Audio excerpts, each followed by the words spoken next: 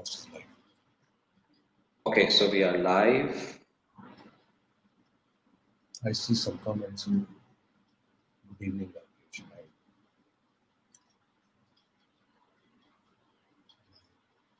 Very exciting technology. Today, a lot of people are supposed to join. Let's see.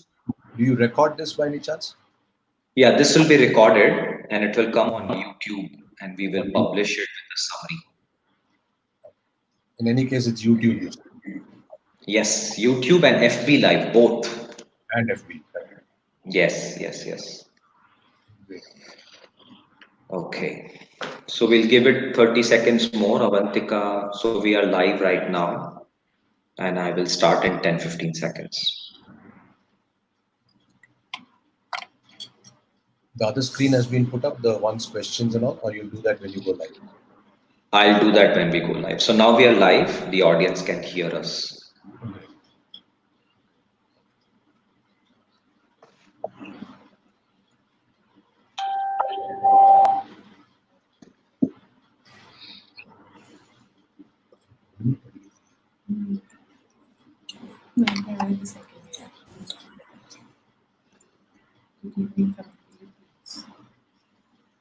Okay.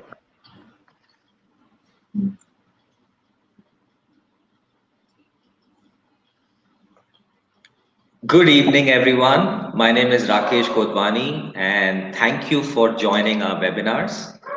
Today, we have as my guests two of my favorite people. I first met Ramesh sir in IIM Bangalore, and he was my professor, taught me a course called Product Marketing. I can't say I was his favorite student, and neither I got some great grades.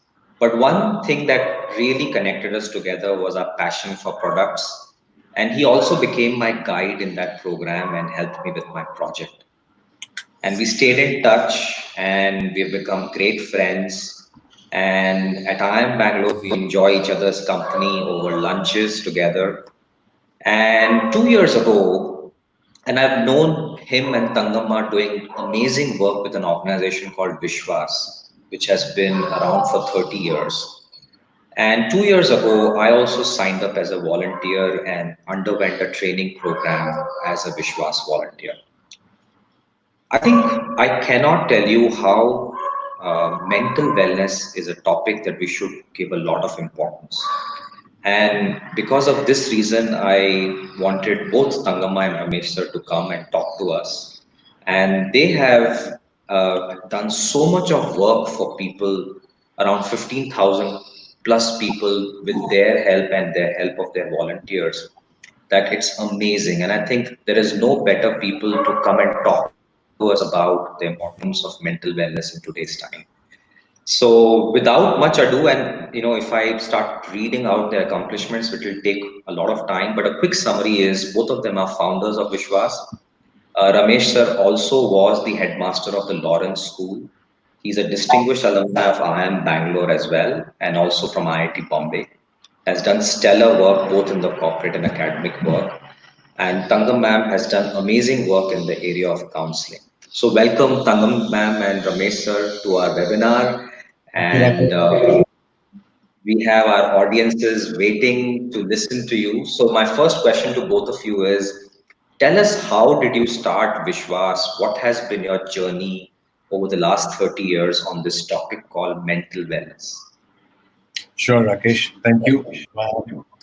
On behalf of Thangam and me, thanks very much.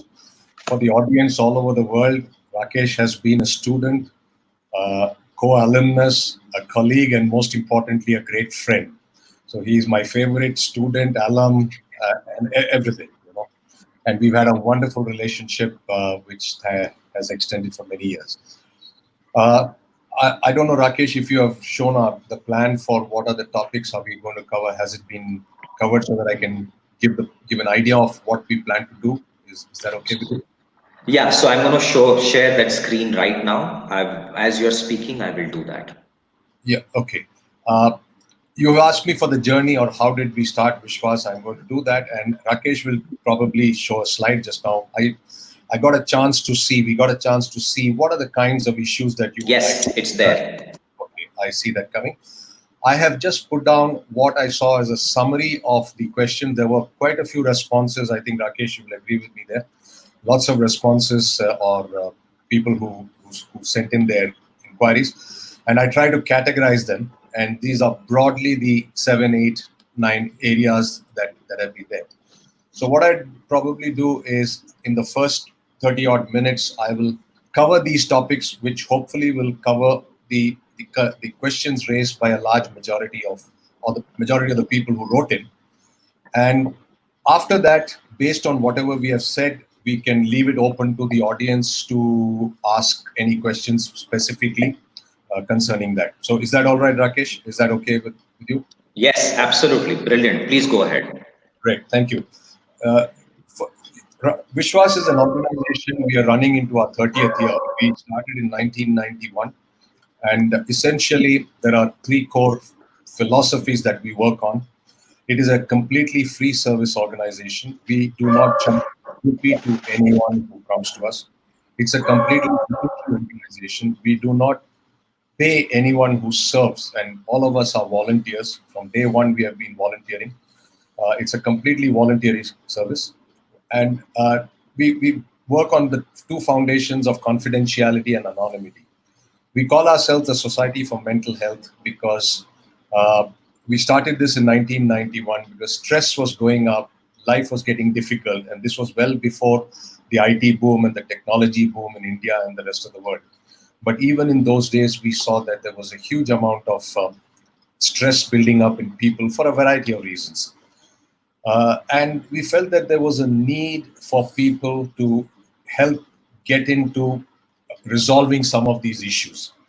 Uh, I'm putting it in a very, very brief manner so that we have time for other discussions. And that's how Vishwas started in 1991. We have remained true to our core vision and philosophy. We have never ever asked a person for a rupee. In fact, we've had many people coming to us happy and saying, "Can we donate?" And we say, "No, first you get well and be happy, then we will worry about other things." Uh, and that's Vishwas. We have seen about 15, 16,000 people. We have done extensive work as a part of our outreach program with schools, with children, with colleges. Uh, we used to do a lot of programs with schools, especially the adolescent years, which were the vulnerable years for students. We've done a lot of work with them. And we are essentially based in Jayanagar in Bangalore. And because we are voluntary, we are not a 24 bar 7 helpline, but we are available on the days that we say we are. Just for the audience, as Rakesh would know, interestingly, in 29 years, we have never ever shut down our place, whether it's a Christmas or a Diwali or a flood or a ban, except till March 23rd of this year, when we were forced to shut down, when the whole world shut down, and we had to also shut down. But I'm glad to inform everybody that we have actually commenced operations 3 weeks ago, and we are available on a limited basis. This is a brief background of Vishwas as an organization. Can I go ahead, Rakesh? Would you? Oh, Yes, please. Please go ahead. great. Now I'm going to take it in the order that I've listed out on the screen over there. Now, physical health, mental health. How did it come about? And we are seeing today. We are so much happier from a technology perspective, material comforts perspective, income perspective. People are getting more money. People are getting more luxuries. People are getting more and more material comforts. But interestingly, world over, when you look at various indices, the happiness is not going in the same proportion. There is more stress, there is more pressure on people to perform, there's more pressure to do a whole lot of things. And that's where an organization like Vishwas and where we came into play, and that's why we've been able to do so much in the last 20 odd years, 30 years, sorry. Uh, so just very quickly for all of you who are listening, why are we relevant? And I think this is something which all of us need to understand. A healthy mind is a healthy body is a very, very old statement. We all know this. At least we grew up with our grandparents telling us healthy mind, healthy body, and so on. Now, when we talk of healthy mind and healthy body, basically we are saying there are two parts to health. There is a physical part to health and there's a mental part to health. And unfortunately or fortunately, the reality is we all worry about the physical health. So if you look at the world today, everybody, there are so many people going to gyms. There are so many programs I find on the internet on keeping fit physically, a whole lot of physical work and so on and so forth. As a matter of fact, all of us actually display or proudly talk about what we do for physical health, from accessories to the gyms to all of this. So we are not ashamed about talking about the efforts we make to be physically healthy and good. But the minute we talk of mental health, there is a very strong silence amongst people. There's a strong stigma attached to it. There's an awkwardness attached to it. And there's something that mental health is not a good thing to talk about. And that, I think, is the starting point for a lot of problems, because the reality is we have a combination of physical and mental health. Now, what is a physically healthy body? I think all of us know what it is. You can go to a doctor, he will give you 100 tests. You can go to a lab, he will give you from blood to sugar to everything, and people are very happy. We don't have a problem. But nobody wants to go to a doctor to check out what's my mental health.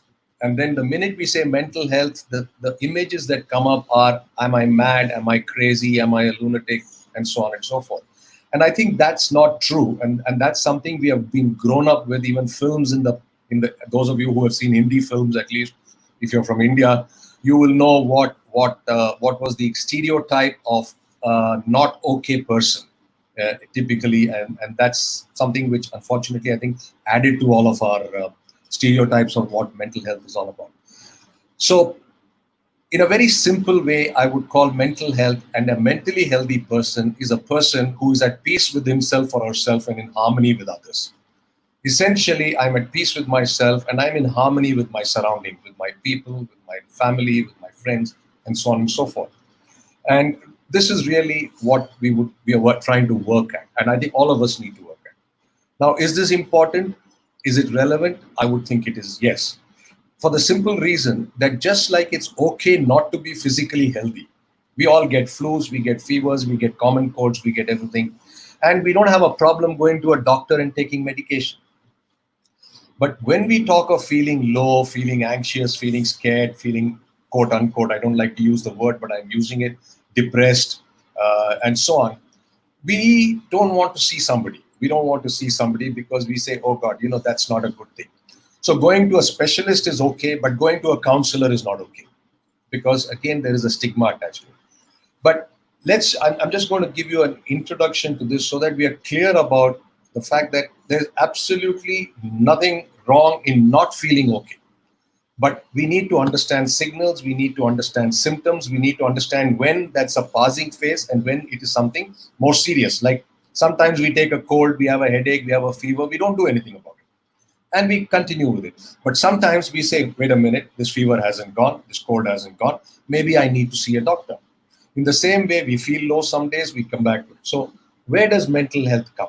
Mental health comes because all of us, every human being, because we are not vegetables, we are not inanimate objects, we all go through problems.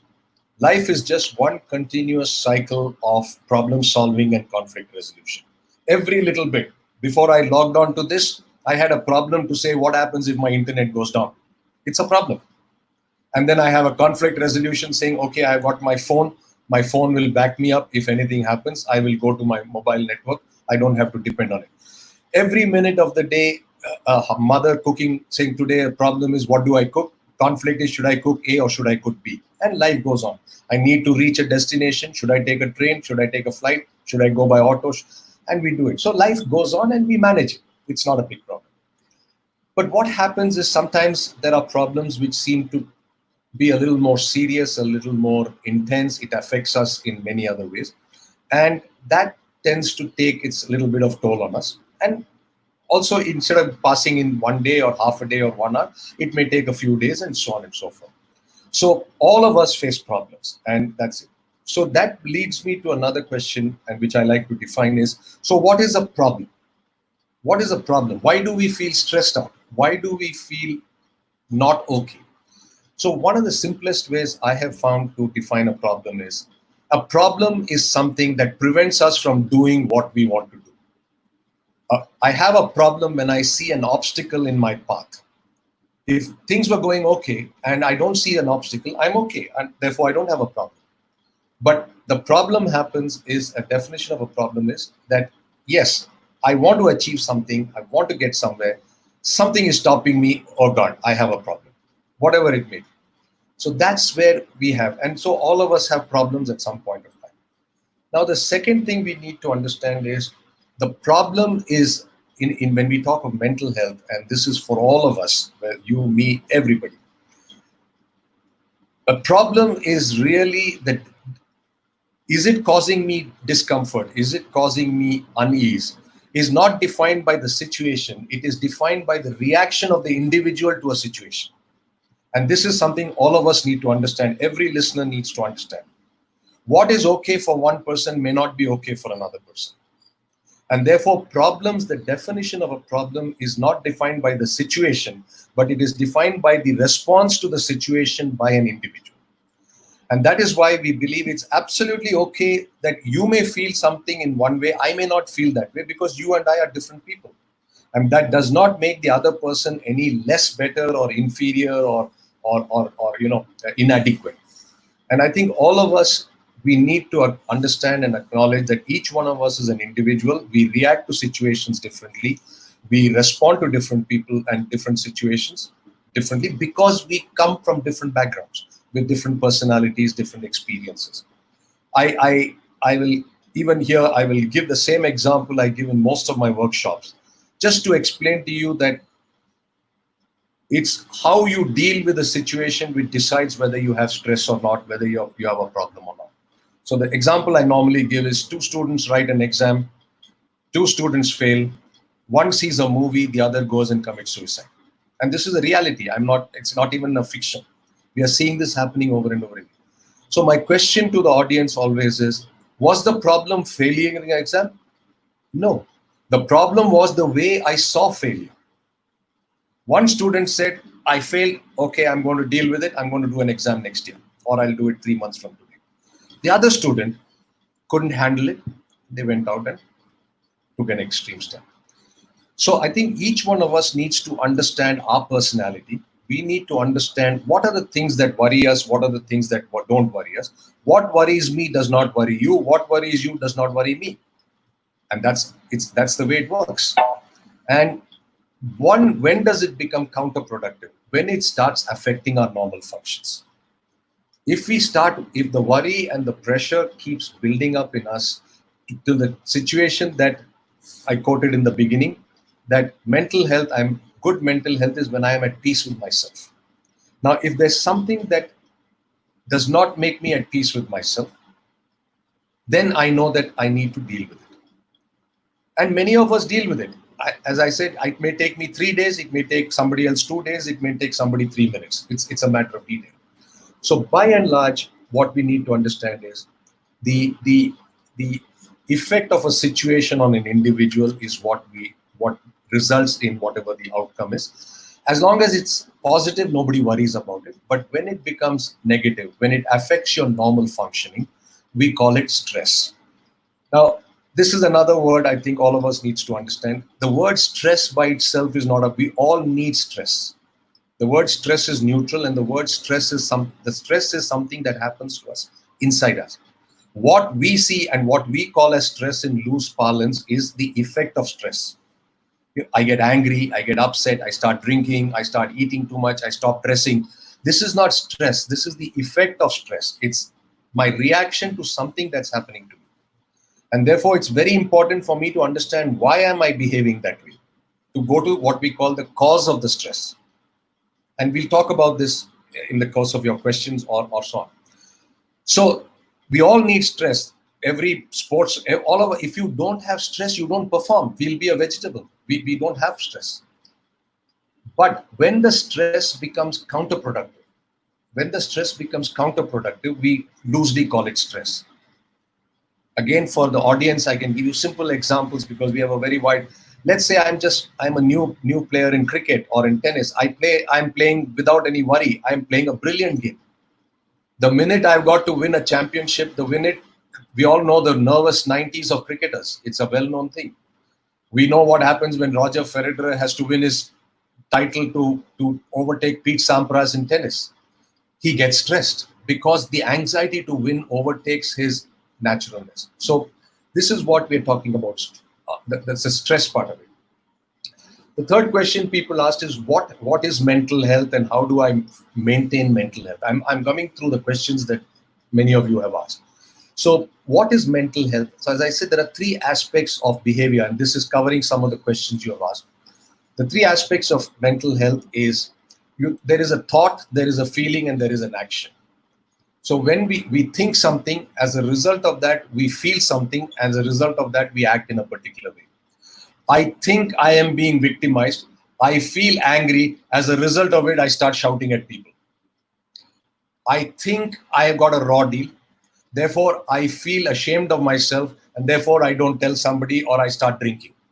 So these are the three things that we typically associate with mental health is what is the trigger? As a trigger, as a result of the trigger, what do I think? As a result of what I think, how do I feel? As a result of how do I feel, how do I behave? So these are typically what happens when we are looking at mental health and so on and so forth.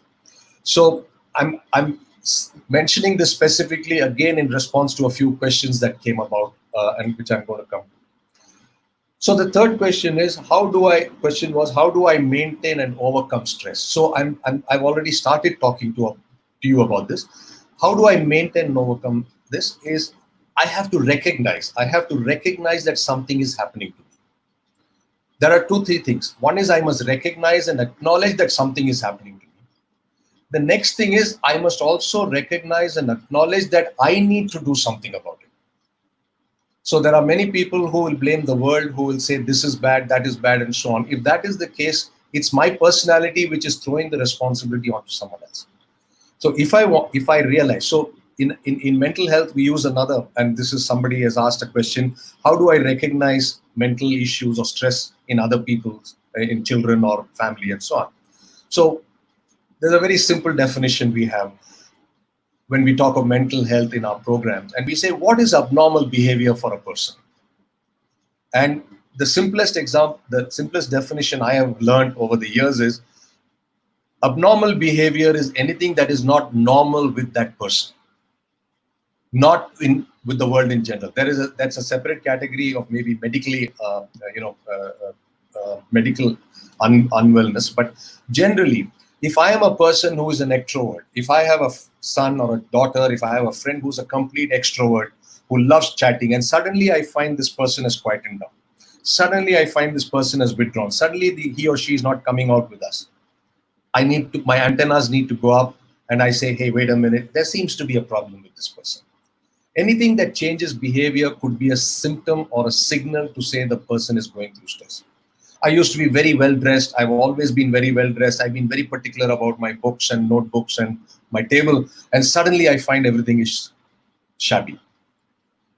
It's a signal to say we need to understand maybe there's something happening to this person.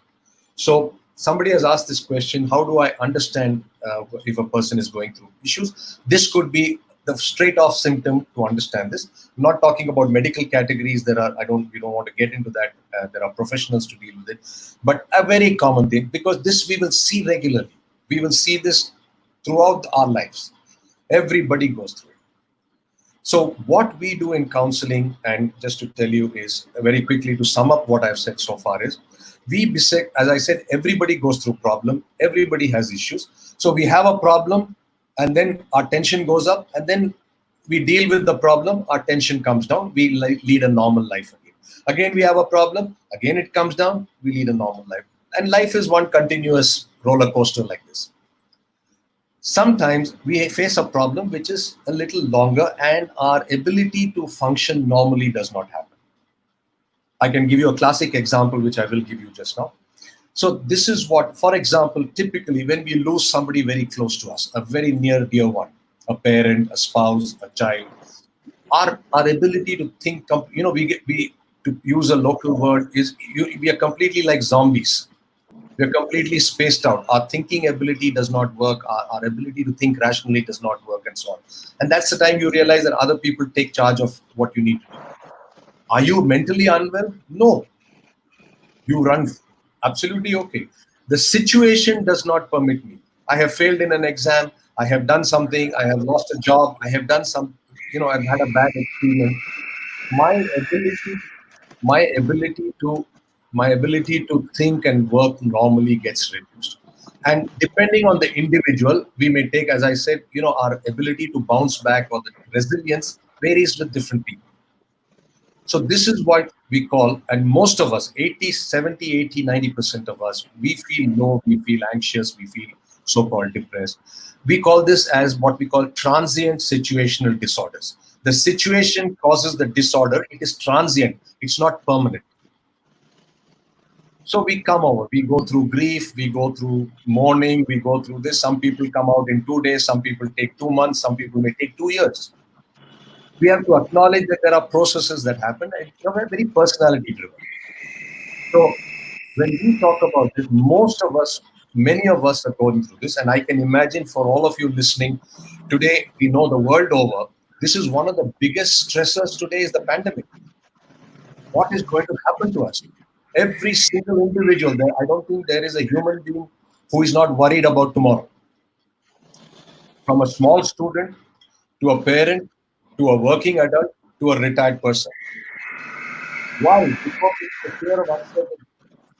So it's a very what shall I say? It's a very easy thing to say that today in the world, almost every single individual must be going through some stress, a little abnormal to what they would have been facing 6 months ago. But what do we do? We'll try and take it up later. So that's where we are. And therefore, the two things. So how do I identify a stress symptom? To answer this question to whoever asked, basically look at something which is not normal in that person. That is the first signal. And the best people to do it are family. The people who are at home. If you see a family member or a colleague and all that, you can do this or if you're staying in a hostel, your hostel mates and so on and so forth. How do I overcome stress is another question people ask. And the answer is very simple. There are two. If you look around yourself, look at your own behavior, look at your friends' behavior, look at your family behavior, there are typical two ways to deal with stress. To put it in a little jargon, one is I take responsibility for the problem and I say, okay, I have a problem, I need to do something about it. And that is what we call the fight mode. I'm going to fight this situation. So one way is when the person is in control of the situation and we realize we're caught in something, but I need to do something. The second is what happens, we just talked about it, if you don't acknowledge and so on, we get into the world is bad, the people are bad, my boss is saying I am a victim, people are always picking on me, very common. The other thing is, okay, as a result of that, what do? I told you thought, feeling, and action. Okay, what do? I end up smoking, I end up drinking, I get into drugs, these are escape modes. And this is what we call flight from the stress. We fly from the stress. We move away from the stress. Instead of dealing with it head on, we move away. So these are the ways in which people deal with stress. And this is what happens with many people.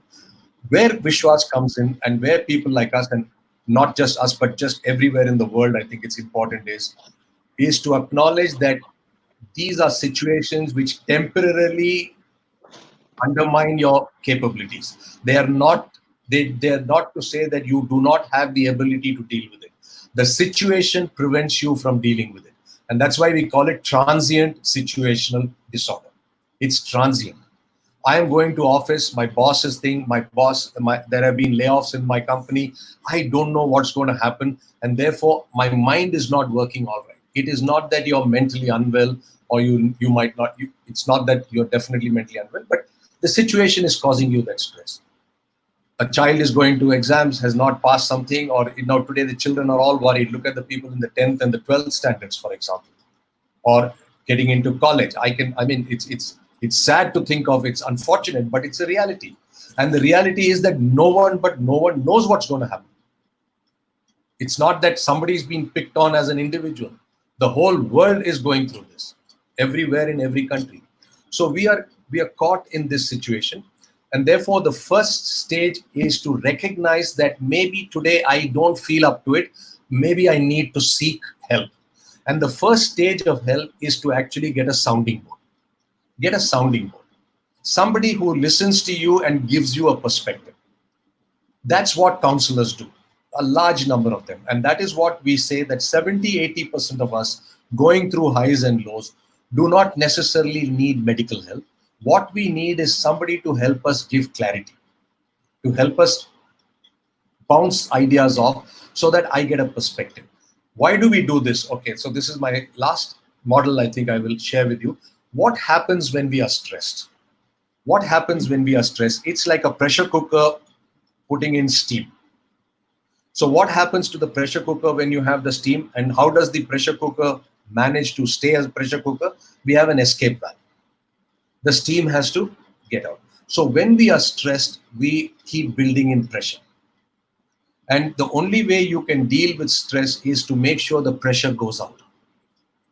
If you don't have a pressure valve, and if the pressure is closed on a pressure cooker, it's going to burst. And this is exactly what happens to us as human beings.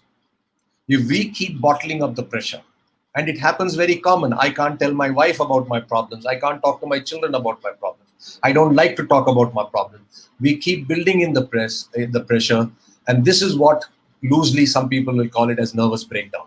People will call it as effect of stress into all that we do.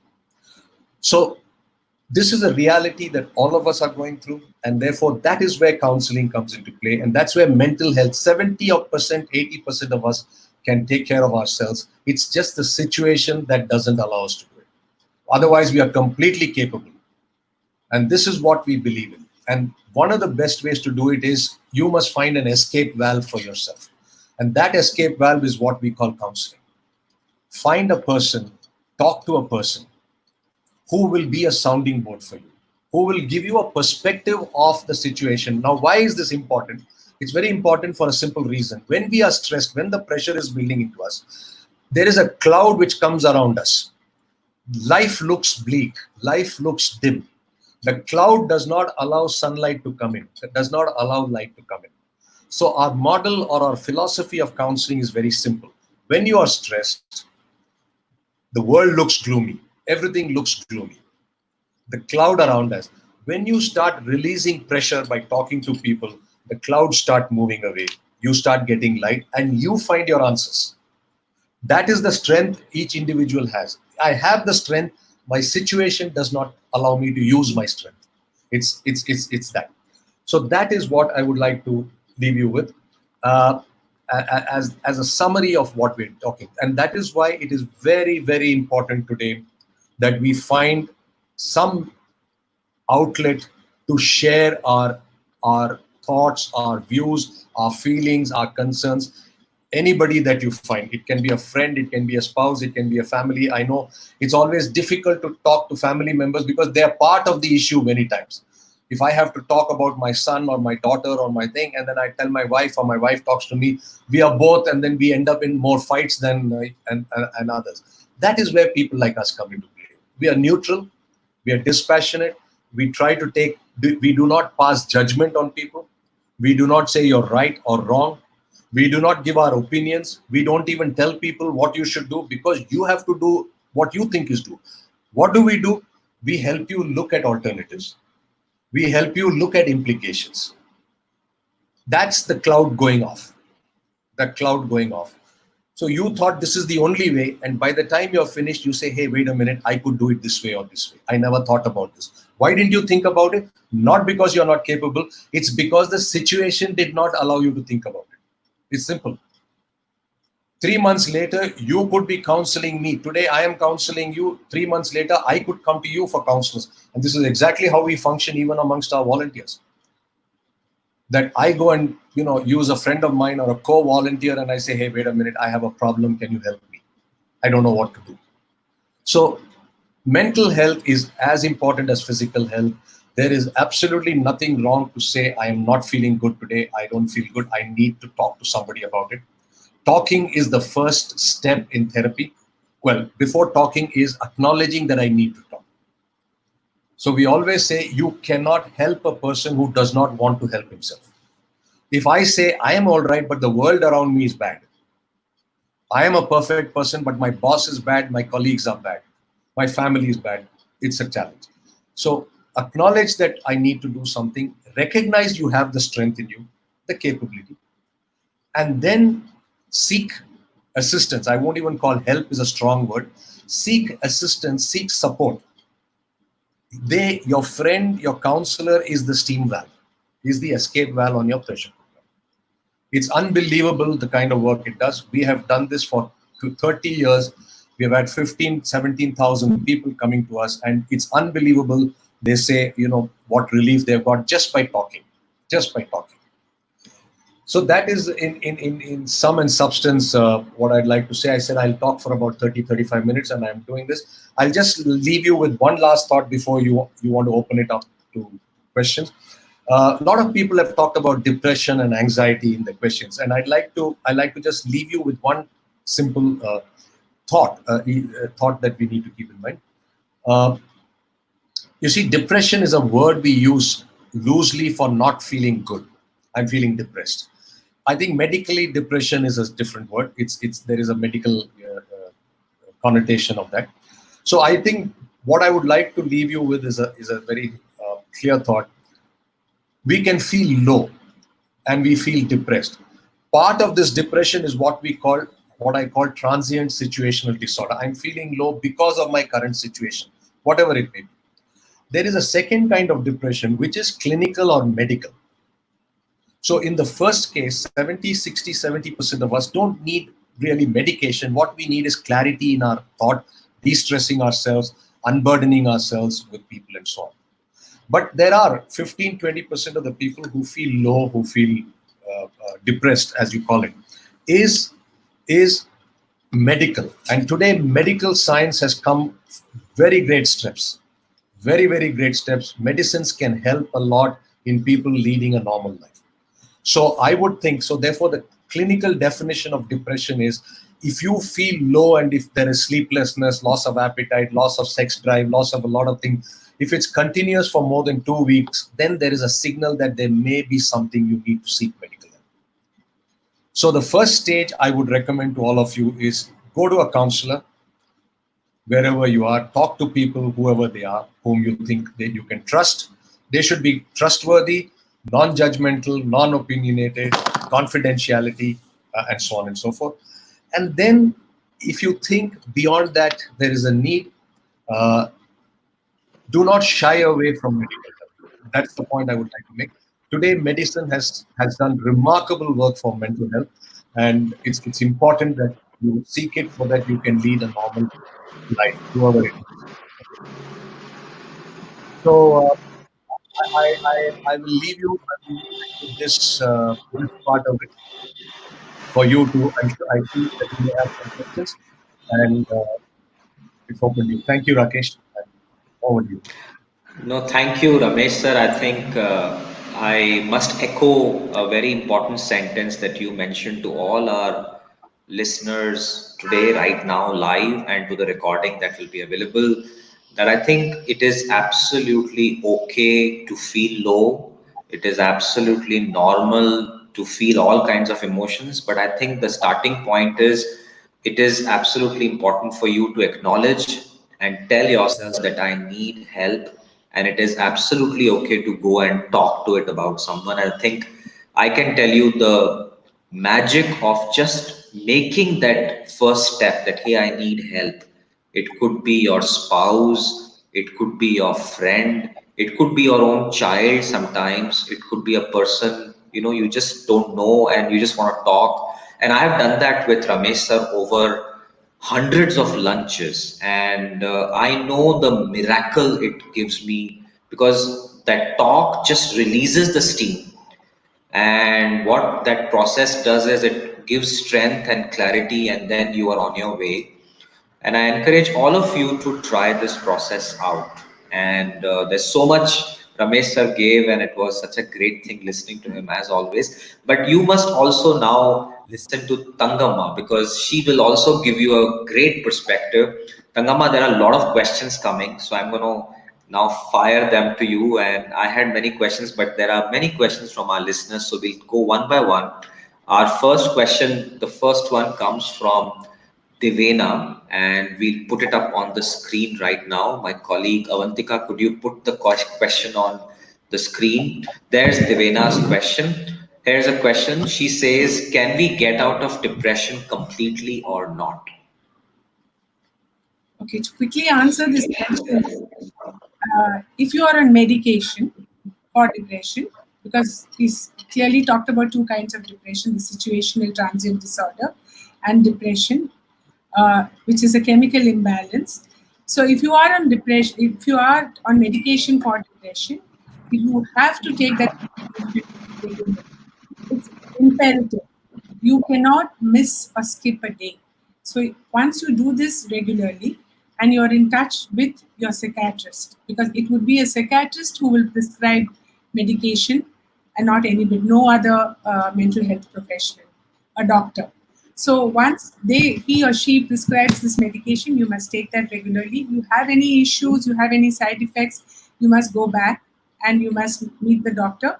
And once you do this regularly, over a period of time, depending on when the intervention has happened. If it is early intervention, I mean, people have known to go off medication within 3 years, 5 years. And if it is the intervention to medication has happened after many, many years, it may take that much longer. But there are people who have come out of depression and who are leading very, very normal lives. And taking medication is paramount. There is just no other questions. Don't listen to anybody. Whatever time it has been told to you, you just need to take it in that order. Thank you for that. Our next question comes from Charles Narayanan. The question is, how do you know one is depressed? Some of the things that Ramesh spoke about, you're not able to do the things that you are wanting to do. You're feeling low. You don't have the energy. You're not able to get up and do things. Everything has kind of come to a standstill. It could be your own self. It could be in a relationship. It could be in the job front. Your performance levels have come down. But the very simple things that you should look at, which actually point towards feel the depression, would be that your sleep pattern is disturbed. You're not sleeping regularly. You're not sleeping those 6 to 8 hours that each of us require to sleep. There is a about personal hygiene. You don't feel like getting up. You don't feel like brushing your teeth. Then you wake up late. Then you don't feel like then you skip a bath a couple of days. So it could be something like that. Food pattern is also affected. You don't eat.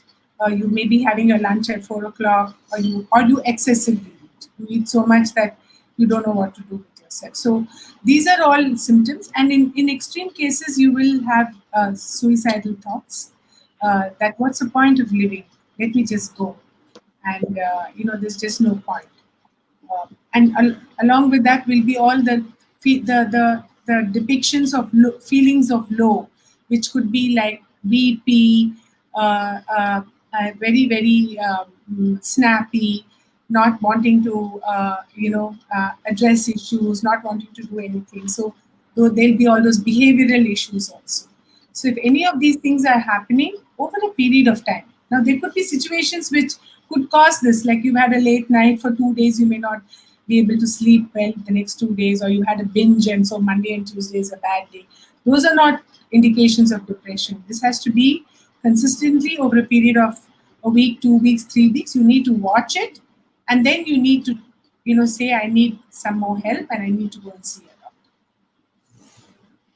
A big challenge these days, Tangama, in this situation is information from WhatsApp. There's all kinds of articles and all that stuff. Would you, I think we are reading, and there is this unlimited information on this website called Quora. And Yes. sometimes I feel people just Google and then they come up to a self-driven conclusion that I think I'm depressed. Right. You must have also encountered this a lot, right? Because people would just declare I'm depressed. Yes. Very often as we are talking, the Google doctor just kicks in the next moment, and then they're already they're not listening to you. They're just reading up what it could Yeah, be. So yeah. you see, information is available. Information is important, and we are all very lucky to have this kind of information very easily available to every one of us, right? But Mhm. we cannot go with that. We cannot say that this is what it is and this is what, and that, and I'm going to get into medicating myself, or I'm going to say that I'm okay or not okay. We Mm. need a professional to tell us, like we need a doctor to tell you whether your bone is broken or not. You may have a little swelling, you may have a lot of pain, you may think you're okay with just a great bandage, but only that X-ray will tell you whether there is something more to it or not. It's like that. And Yeah, Ramesh was saying professionals are there for this.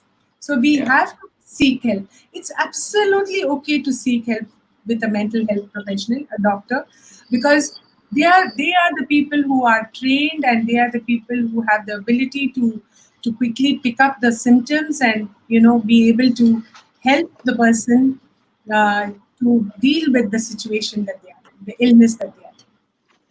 I'll just add that absolutely. if I may. Uh, you know, Dr. Google is a problem not just for mental health; it's for medicine. Every doctor is trained in, and there are so many doctors who come and give a thing. The doctor will say, "But Google says this."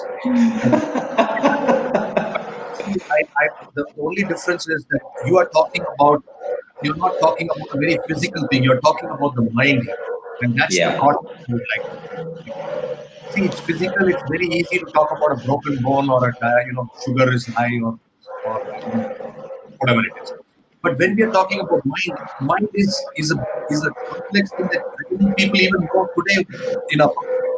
So my only suggestion and recommendation to add to Thangam and what I've said earlier is please go and seek professional help.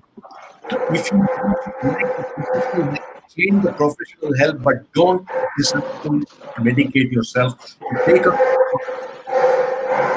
you must have faith in the person whom you're going to. That I think in mental health issues, faith is a very, very important thing. Even in physical health, but physical health is easier to handle.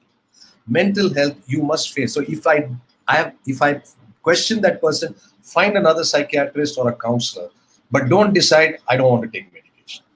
It will do more harm than good. yeah, yeah. Good point. Okay. Our next question is from Pankaj Prajapati.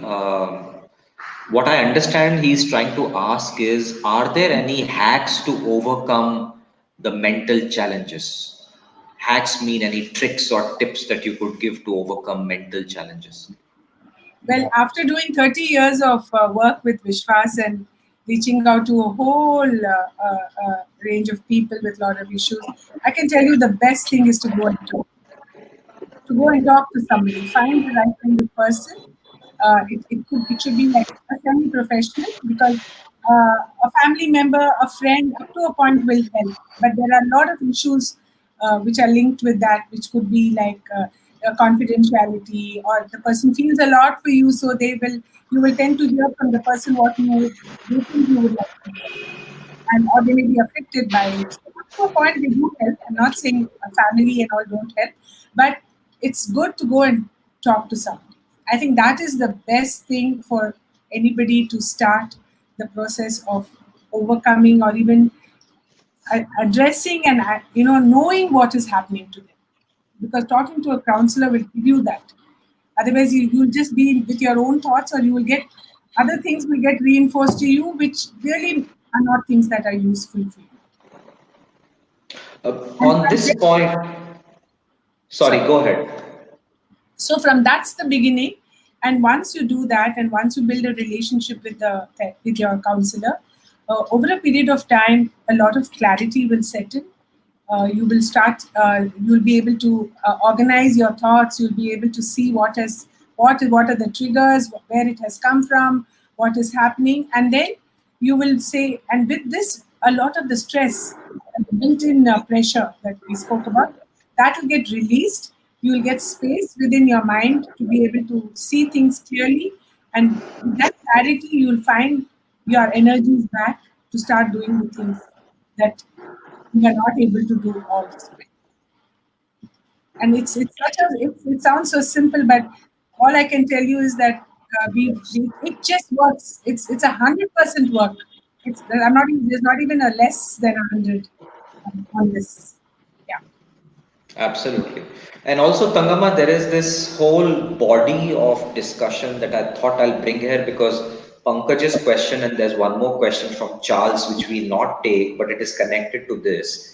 I think there is this whole mindfulness, meditation, physical habits like running, jogging. I'm sure they also add up, right? So there must be this yeah. whole body of knowledge that can be connected along with talking, right?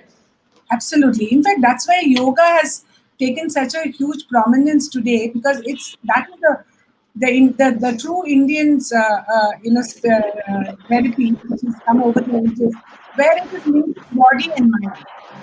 Whereas if you talk about a gym, it's only about the body. When you're talking about all these exercises and all that, it's a lot about the only the body.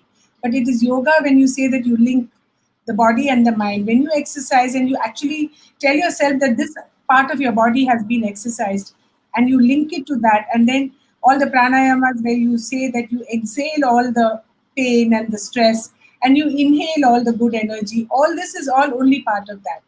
So yes, talking and all, and definitely a lot of self help of being able to either whatever sport or hobbies, exercising, all this are definitely very very workable.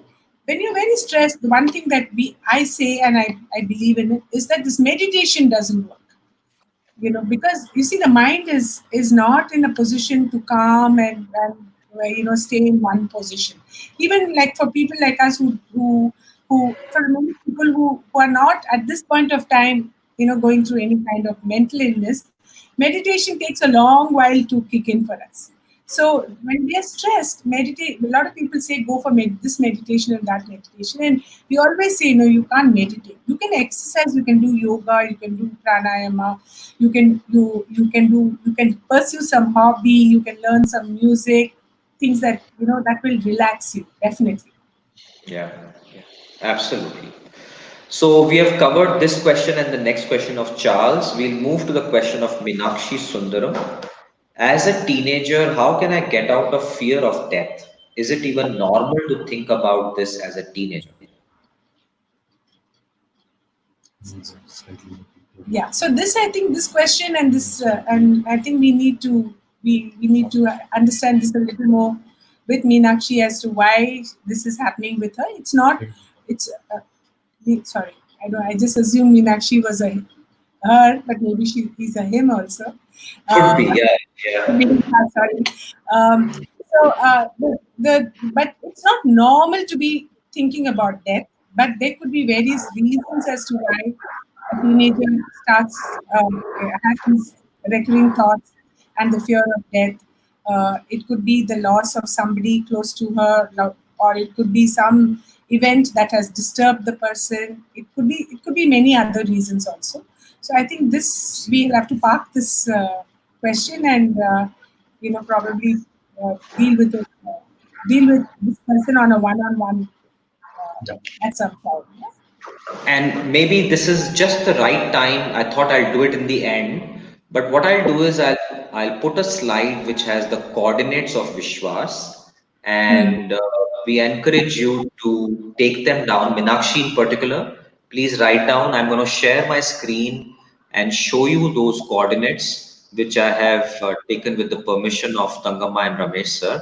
Give me a minute and I'll show you those coordinates now. You should all see it coming on your screens right now. Please take them down. Minakshi, write down an email at this email, vishwas.bangalore@yahoo.co.in. There is a phone number. Vishwas is open Monday, Tuesday, Wednesday between 2 p.m. to 6 p.m. Yes, Ramesh sir, you had a hand. So may I just tell you, the audience, all those who are listening in, I just want to clarify to you so that those who would call in, I'm sure would be seeking some support. Uh, I've told you that we are a voluntary organization. We normally actually never give a phone number which we will take because we are not in a position. So those of you we are ideally, you should visit our center. There we will get very, very good support from one of our volunteers. And because of the COVID problem, we are available only between 2 and 6, actually 2 and 5. We will have to shut at 6. Those of you who have read the Bangalore news today will know that the curfew times are being extended. As far Yeah. as who are not able to come in, you may be out of Bangalore or far away. If you call, you will get a response. Chances are it will be I will respond or Thangam will respond to the phone. It will be a very limited response. We will talk about it. We'll see what we can do, but we may not be able to engage in a long-term discussion. In the same way, if you send me an email, you will definitely get a response and you'll get a first-level intervention. But for continued therapy, it we would like to emphasize that we do it on a one-on-one personal basis. I just want to clarify this so that people, all your viewers, you have so many of them, shouldn't get disappointed. Uh, Yeah, absolutely. We will share the numbers again, and I want to re-emphasize that please visit the center at those appropriate timings, and it will help you. you don't need Uh, an appointment. You don't need an appointment. You can walk in on those days at that time. You will be seen. Absolutely. We have a question from Bhumika Shudrik. I just want to ask that how can we cope up with the stress caused by our near and dear ones? Like sometimes they say in a very obvious manner, but those words cause us so much that it leads to anger. Good question. Yeah.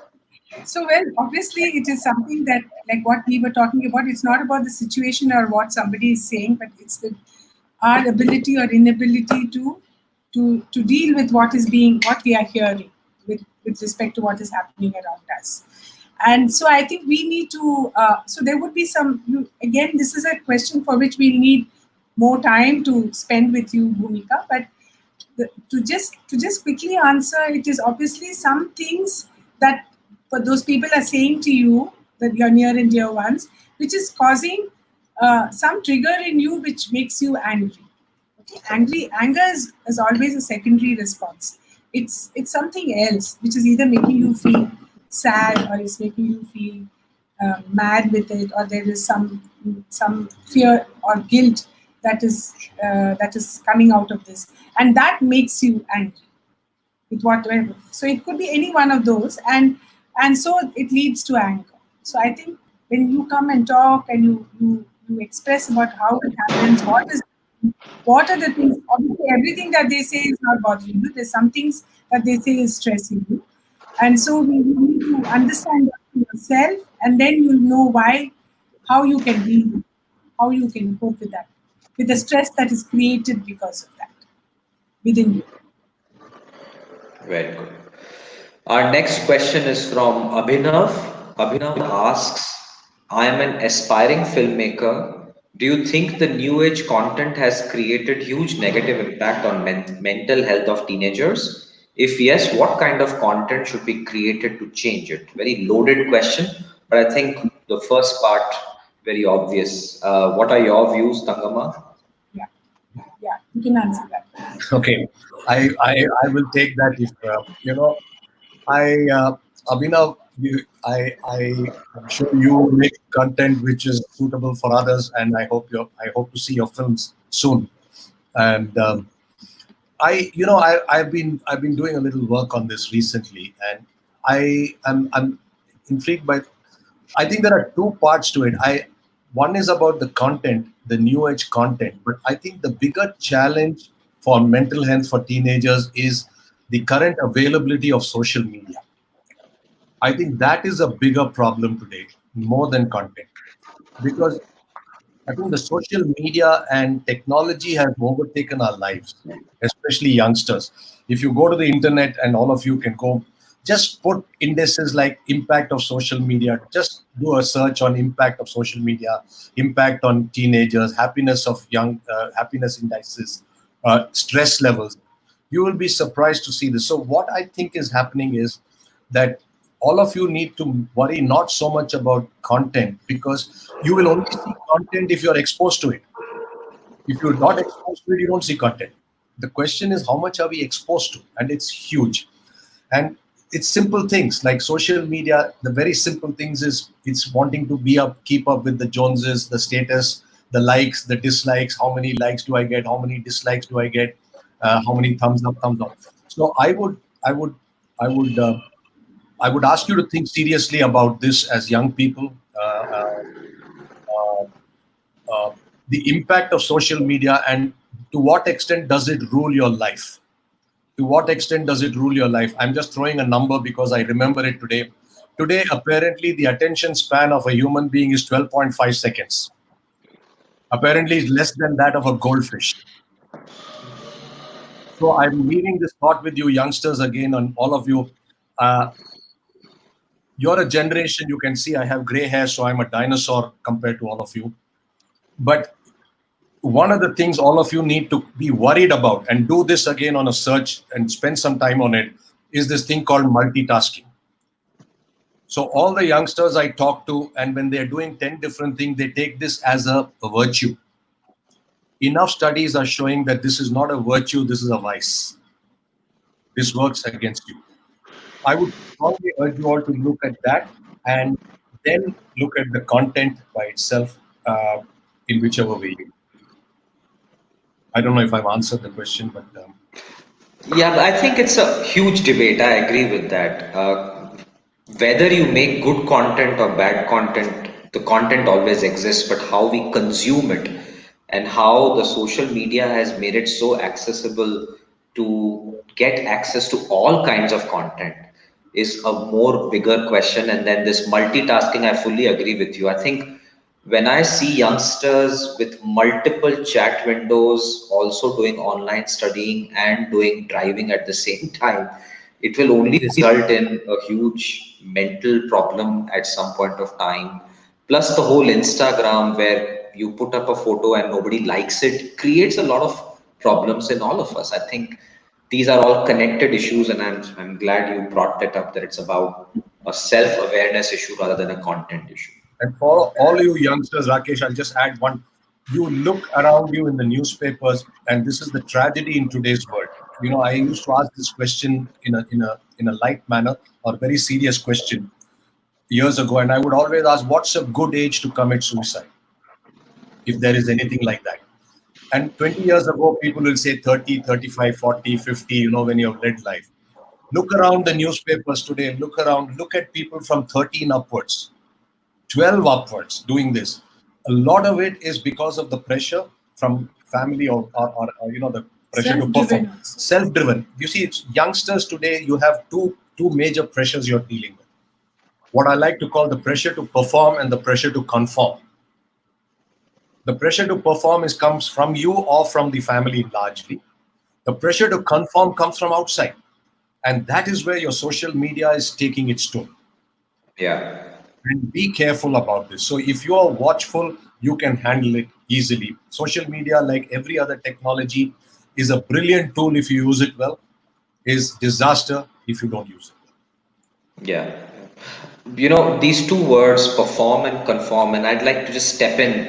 I may not have enough information. I definitely don't want to sound like I know everything, but I wanted to add this point because this is something I work a lot on.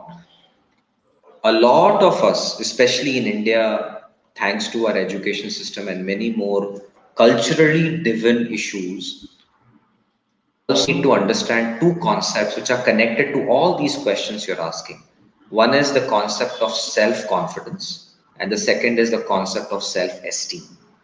And all of these things are in one way or the another connected. And if you understand them, it will give you a very good idea of why these things are happening. Sometimes we just want to conform because we want to find a place in the group that we want to connect with, and that may not be the right thing for us to do, and you are driven to do that because of some issues that are related to your own self confidence, self worth, and self esteem. So think about it, Abhinav, and all of you out there, these two wonderful words that Ramesh sir just now said. perform and conform are very important things for you to reflect on yourself because your decisions are based on that. And those would lead you to some stressful situation, which is where the mental cloud starts to form. Okay, we'll take a question from audience from Philippines. Can you believe that somebody from Philippines is listening to us right now? Ma. Agnelli Faye Pagaduan. Very nice to meet her and or I hope her. And the question is, how will you know if you are already fine if you are not on medication? Is it being back to normal routine you usually do before you felt something was different in your routine? Well, the thing about taking medication is that it has to be your therapist, your psychiatrist, who will slowly, when they take you off medication, obviously they don't say tomorrow you stop. So it will get weaned off on you. So it will be watched.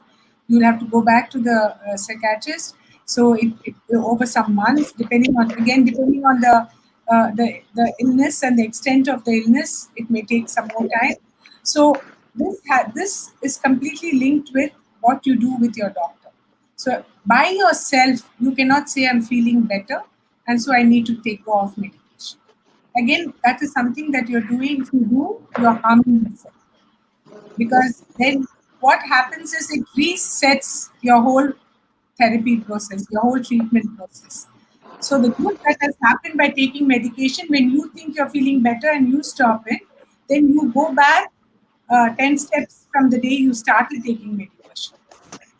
And so it's extremely important that your doctor will tell you when you can start reducing your dosage and when your doctor feels that you're doing better and then you can stop. Medication will definitely start helping you. You start feeling much better. And that's the purpose of that medication, right? So you should recognize that, you should give that feedback to the doctor, and then they will keep you in that for some time, and then it's up to them to tell you when you need to go. Yeah, so it's not Okay, something we can personally drive and do. We can't do it okay, ourselves. makes sense. Avantika, if you can hear us, we should acknowledge Agnelli's question. If you can put it up on the screen. Oh, I think she's got a computer problem. Agnelli, we could not put your question on screen, but we have addressed that. Thank you for joining all the way from Philippines. I'm so happy, and I'm sure there are many more audiences out there from the rest of the world. Here is one more question from Rohit DR. We'll take 4 or 5 more questions. Try and go close at about 6:20-ish. Rohit DR's question. Hello, sir and ma'am. Are there any environmental triggers which cause depression, like pollution, toxins, bad diet, etc., like epigenetic factors? And is depression disorder linked to genetics? Uh, with respect to environment and depression, it can create it can be an irritant for you, but it can't cause depression. Yeah, it's not that if you're living in that kind of an environment and so that has triggered depression, depressive thoughts within you, and there is some a problem that an illness, mental illness problem that has been created. So you may get irritated by what is happening around you, and that may create stress, that may make you angry, or that may make you listless, make you feel low. But it's got nothing to do with the cause of depression. Yeah. And the second question that you asked, what was the second part was, Akish, you said, Yeah, yeah. The um, second part is depression disorder linked to genetics? Genetic. yeah, well, we actually we call ourselves lay counselors, and we do not we do not want to answer this question because we are not trained professionals in that field. So I think we have to leave it to psychiatrists. And but what we hear is that there could be a recurring of depression if it has been seen in the family. It could be seen in children or other siblings, or that's what we have seen. But we do not know whether it has been proven or not. Yes. Makes sense. Okay. Next question comes from Ganesh Rajgopalan. Are psychiatrists trained to be counselors? What is the place of spirituality? Spirituality is so uplifting. I don't know. I don't know the statistics, but I know that we have very, very few psychiatrists for our kind of a population. Okay, so their time is very precious, and they don't. They obviously will not be able to spend the kind of time. Of course, they are counselors. Of course, they can pick up all the symptoms and all the mental health feelings and issues that a person has come with when they go to them for treatment. But I don't think they have that bandwidth to sit and spend so much time with them. So especially in Bangalore, I can say for sure that with 30 years of doing work, that a lot of mental health professionals, and we have the NIMHANS, the National Institute of Mental Health in Bangalore. So a lot of the psychiatrists there recognize the kind of work that we do. So along with the medication that they would be giving you as their patient, they recommend that you go to Vishwas and see your counselor, because they say the kind of time that they are spending with you is very valuable, and you should continue with that. So we actually work in parallel with the psychiatrists. So that's the question about the first half of the question. And spirituality is definitely, spirituality is very much part of our culture, right? And it's like we are like a 10,000-year-old history of spirituality, and what it has done for us and how we believe in it. And definitely it is uplifting if you believe in it. There is no doubt about it. You see, whatever you believe in, which brings in any amount of good feelings for you, is something worthwhile to pursue. And definitely spirituality is one of that. Yeah. Next question is from Payal Pitalia. How do you really make someone whom you know personally understand help is needed at a certain point of time? Multiple attempt fails just to make them realize it is sporadic behavior but needs help. This is the question which has come from another lady below, Mary John, but great set of questions. So it's great that you're able to identify that someone else needs help, but what we have to understand is that if I say that you need help, I don't see it at all, I will do nothing about it. So the need to seek help has to come from within that person. We cannot, someone else cannot say that that person needs help. So all that you can say is that you can talk about what you feel when you see the person like that, about feeling concerned that they're not able to cope, or there is a behavior which probably you feel that is not really helping that person, and it depends on your relationship with that person. And then leave it to that person to say that this kind of help is available, and why don't you just go there and see for yourself if you feel better, and let it be, and let it work like that, because we cannot convince people that they need to go for help. Payal, Yeah, sure. I can just give you an extra line, since it's an excellent question, and I can see that you're concerned about some friend of yours. So typically, what we tell people when they come to us, and many people come to us about this, seeking help for somebody else, they're not. So one of the lines you can use is, go and see somebody once. You have the option not to go a second time. And after that, it's up to the counselor to create that rapport and make your friends' time worthwhile. And that's where we are trained to do that. So let them not, what happens to many of them, they feel locked in, they feel that there's something wrong with them, and it's infra dig to do these things. So give them the support and the strength to say, fine, why don't we just go and meet them? You don't have to go the next time, and leave it at that. Makes sense. Actually, the next question is connected. Mary John has asked a similar question. How do you convince a person who doesn't accept that he's a problem? But I think this is a great answer that you have also given. Also, I remember Ramesh sir and Thangama, you had given a very nice thing in the training program when somebody brings someone but does not tell them that we are taking you to Vishwas. And when they come, they see a board called Vishwas Center of Mental Counseling, and this person flipped that, why have you brought me here? Would you like to share that incident? Yeah. So, well, it's very, very important that we tell people that it could be a parent also bringing an adult, a young adult child, or it could be a friend bringing another friend, and they just say that we have a friend, we know somebody, so why don't you just come? And they just come along. And then when they come, they realize that this is a counseling center. And of course, we have a lovely reception area, which has got some very interesting things about mental health always put up, which we keep changing. So when they start reading all that, they realize that this is not just any place. It's a place where you get counseling help. And then they get extremely upset and extremely angry.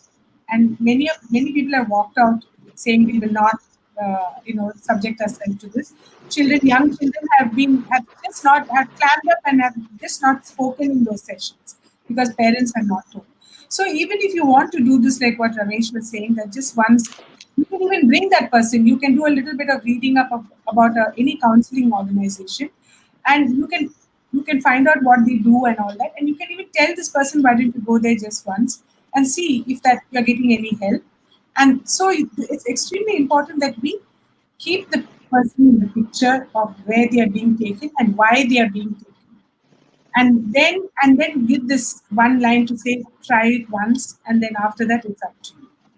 And then it works. Yeah. It really works. Sometimes we have spouses who are also not willing to come.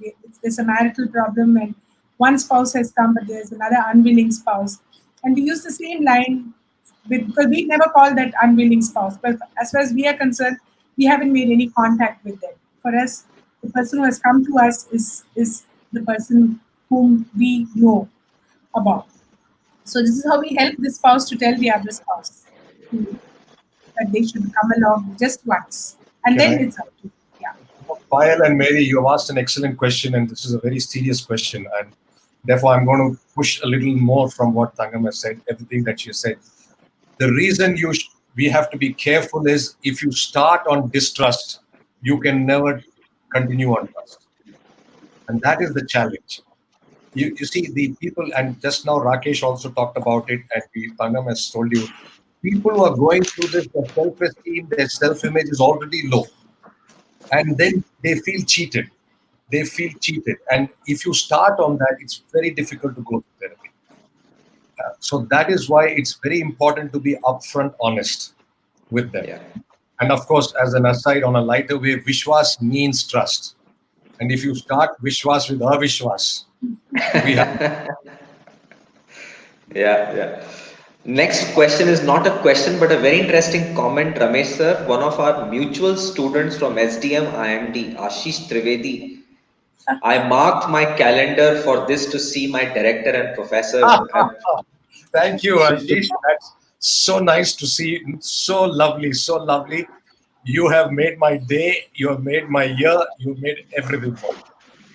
Absolutely. And I did an elective and he was in my class as well. So Ashish, very nice to see you. Very sweet of And you. yeah, very God bless you. And I'm glad you joined and saw us. I mean, sir, I'm just thinking he didn't have enough of us at that time, so he's coming here and taking one more class. Yeah, that's because he doesn't need to be graded.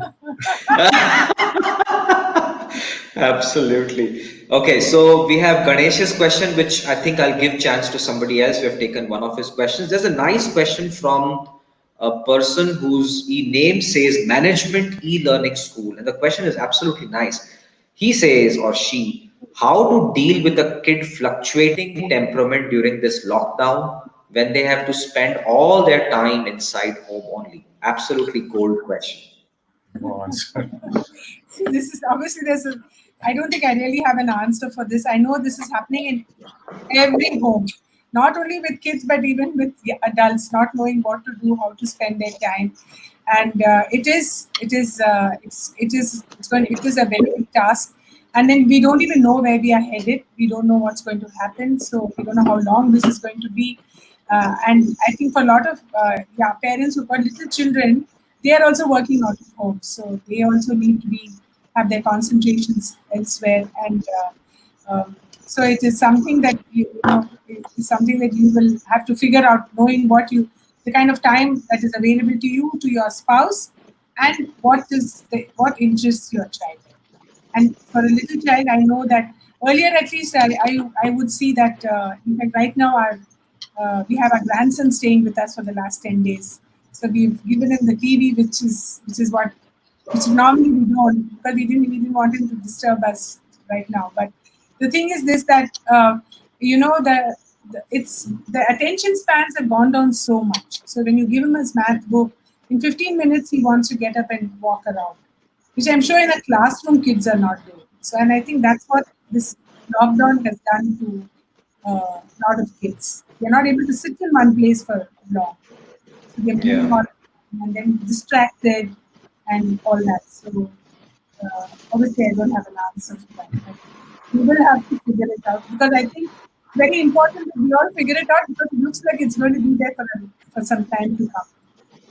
It's not that the Yeah. school will open 2 weeks from now and the child will be. Yeah. Absolutely. I think all of us who are listening to this and will listen to the recording, I don't think any of us has a clue what's going to happen. And I think none of us have the answers. We have to just take one step at a time, make a lot of mistakes, see what works for us. Please be prepared for an outburst from your kids and from yourself. And please talk to someone. That's what Ramesh sir and Thangam are saying. Yeah. Go and talk to someone. It's absolutely normal. It's okay to feel like this. Talk to someone, vent it out so that this is the step that you will find it useful. So can I take two more questions because they've just put it Rakesh, down?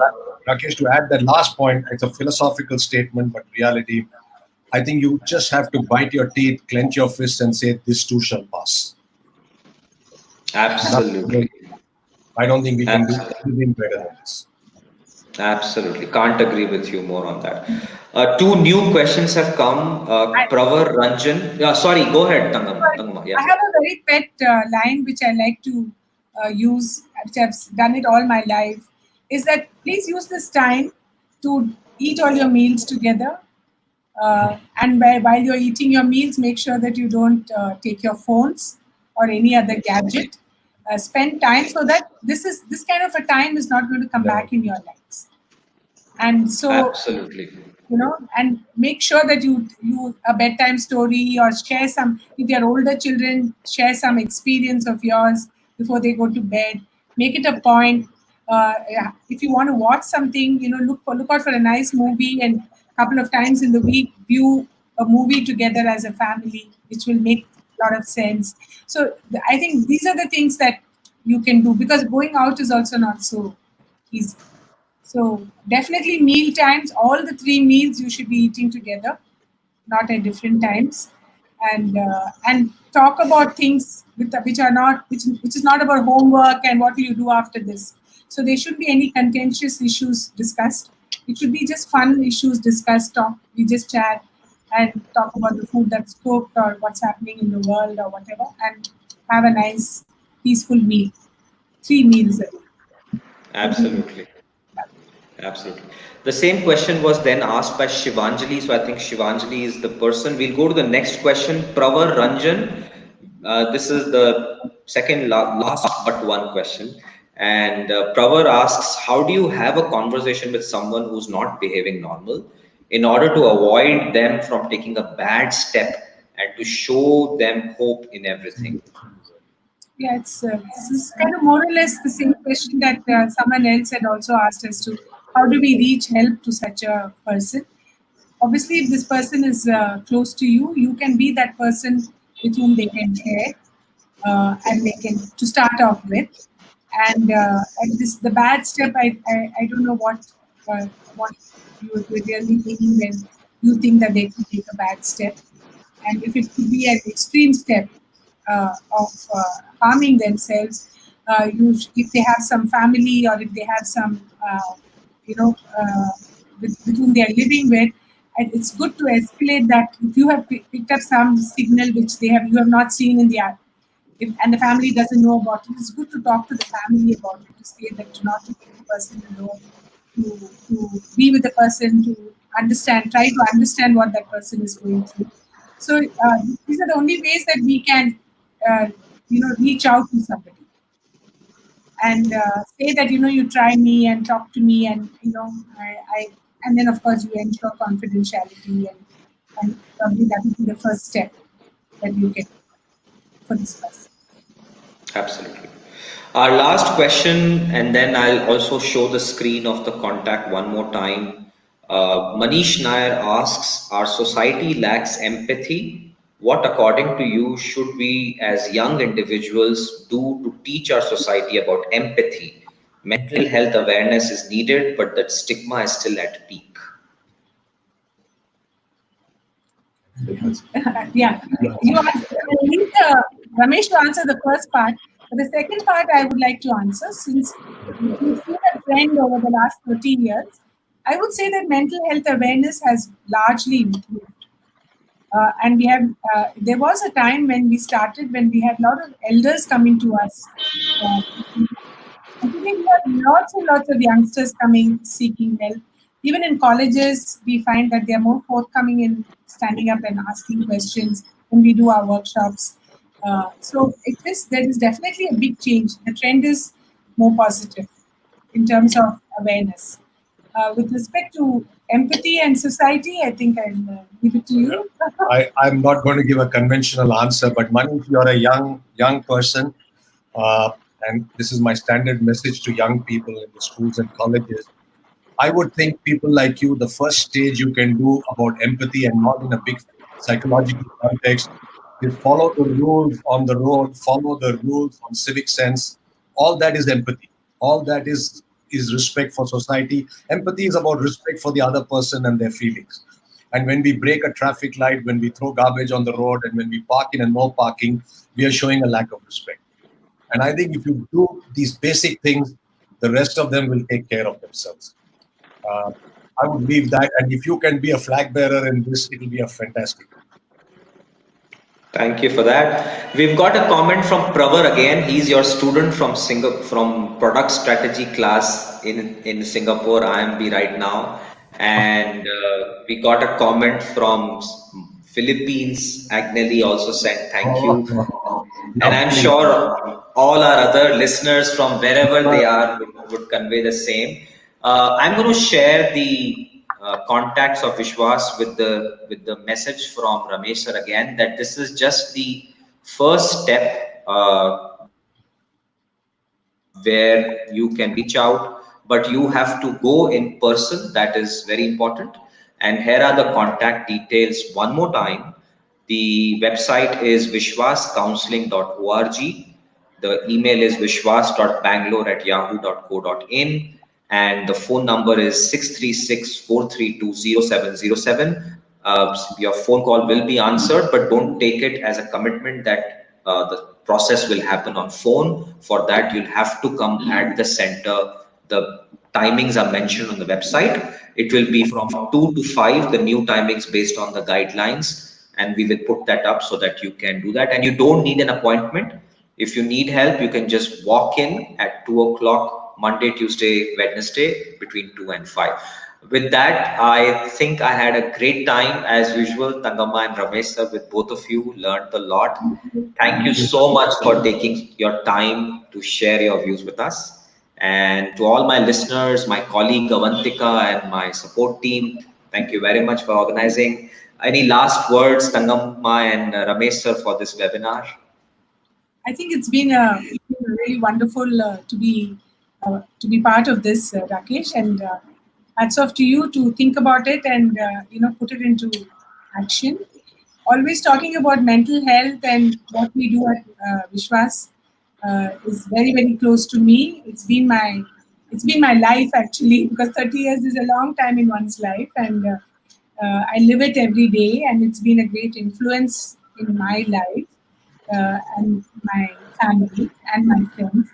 So all I can say is that it's a very powerful tool. It sounds very simple, and to talk, to share, to unload, to unburden, and you'll see wonders happening. Uh, I think I'd like to leave it with that. Thank you. Thanks a lot. Huh? Rakesh, Thank well, excellent thing. And for me, it's very simple, very, very uncomplicated. Anything that you do well makes me so proud. So I have a 56-inch chest. That's well done. Keep up the good work. Thank you, sir. Thank you. Thank you, Thangama and Ramesh, sir. Have a great Bye, and evening. God bless, and all the best to all of you who've been on All this right. channel. Thank you. Bye. Bye bye. Good night.